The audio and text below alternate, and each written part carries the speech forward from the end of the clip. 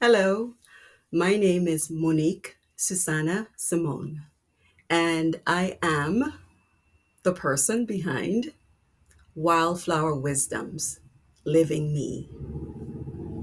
2 years ago, I was bedridden, and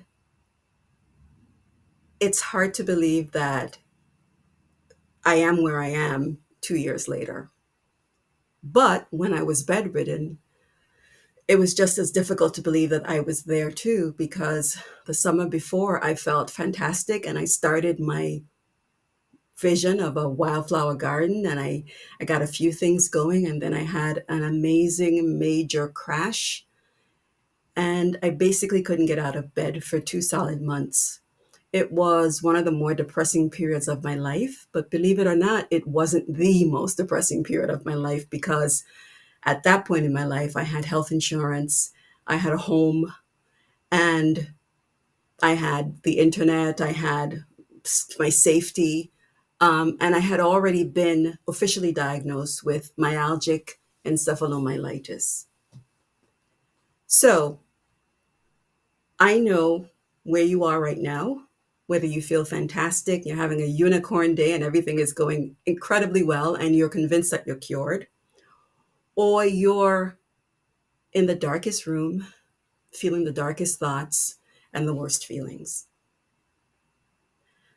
The reason why I share this with you is because so many about me's tell you everything about the person's accomplishments, of which I have many, but very few of them just share with you one to one that I understand, I hear you, I believe you.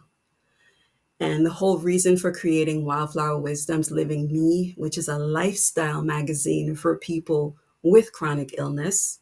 I know MECFS or myalgic encephalomyelitis the best, but I know the same symptoms happen with long COVID, fibromyalgia, um, even lupus. There are quite a few chronic illnesses that really just rob your energy and give you so many neurological disorders, um, and that are so unpredictable that it causes you so much anxiety and fear and pain.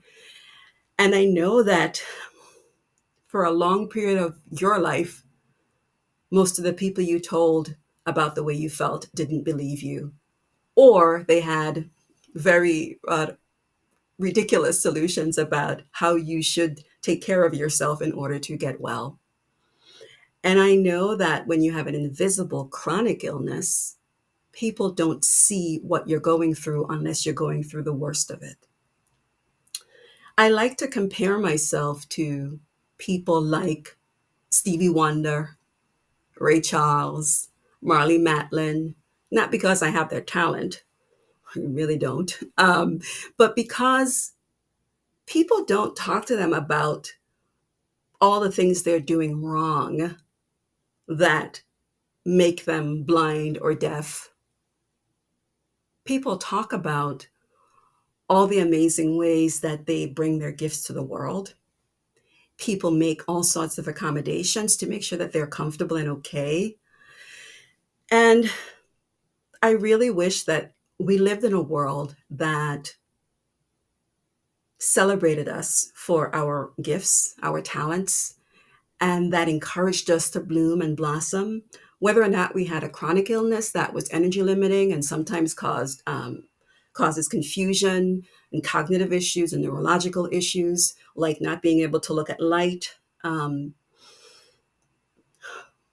listen to certain sounds. And the reason why I pause and sigh is because, people will tell you you need to get out more. And it's the very getting out that causes your symptoms to become even worse. And so I get you, and I don't have to repeat for you what your symptoms are and what you're going through in the moment.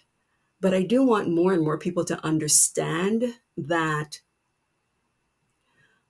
99.9% of us have already put ourselves through those conversations. You should do this and you should do that. We are harder than our that on ourselves than other people are on us. And so if we're struggling, I think it's important for the people who claim to love us and for the physicians who claim to be in the business of healing to be listeners, to be compassionate, and when they don't have the answers, to simply say that they don't. Many years ago, MS was not a diagnosable illness. They didn't have a way to test it. So they couldn't say for sure this person has MS. They just knew that this person had multiple sclerosis and they were deteriorating. And many people with multiple sclerosis had good days and bad days and flares. And now there's a test. You get your diagnosis, you get your prognosis, which is how they expect you to be doing over the course of the next however long. And there are treatments and there are societies and that sort of thing. And we really have come a long way in the world of MECFS in terms of organizations and believers. And you may not know this, but there were millions of us across the globe. This is real. And I wouldn't have given up the life I could have had in order to live through almost dying a couple of times, being completely devastated and broke, not homeless because I wasn't on the street, but sleeping on people's couches um, because I had lost my job, because I was forced to continue in a role that I said I couldn't do anymore. I only could teach my classes as a college professor. I couldn't also run the department. I had MECFS, although back then it was called recurring Epstein-Barr, for many years. And I had always managed my energy by working and then resting. And I compromised a lot of my social life, a lot of my creative life in order to keep working. And I got to tell you, I love my job. And I miss it every single day. I love my students. I love the work, and it is something that I grieve on a daily basis. But I had to give it all up and I lost everything. I lost my health insurance. I lost, just loss after loss. But that's not the real story. The real story is that I regained enough of myself and enough of my faith to take a chance on something like this for us because I believe in us. And in the last couple of years that I have recovered enough of my energy to even have these conversations and to have these thoughts, I just really wanted to use the best of what I have to give to the world for our community. And so that's why I'm doing this, because I spend most of my day in bed still, and I work with a huge desk that I pull over my bed. And even then, it exhausts me. It's a really challenging, difficult life, but I love life. And I adore the people I have met in the MECFS community. And I love every chance that I get to share my gifts, whatever they might be, with them. And I'm amazed at the gifts that are currently in the MECFS community. And sometime last year, I saw so many people going down the path where they were losing faith. And there were people in my world who didn't make it because they committed suicide, because this illness is devastating. And it is devastating not to be believed. It's devastating to live alone and to not have the help that you need. It's devastating to have to give up some of your relationships because people just don't get it. And you don't have the energy to explain and to re explain and to stress.